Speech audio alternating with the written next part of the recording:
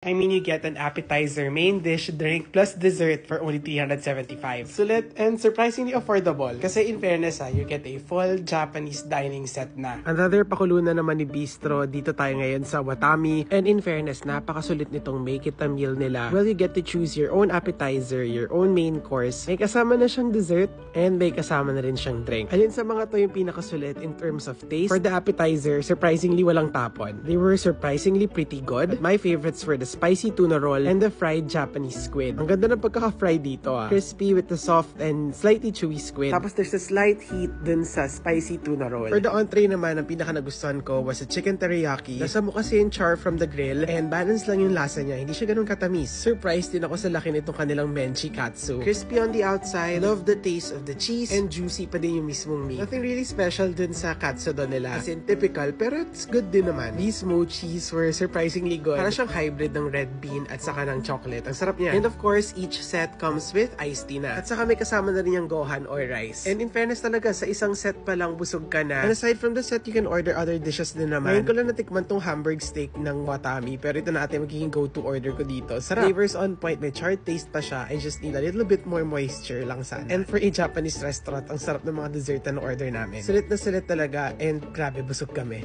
Ichoy!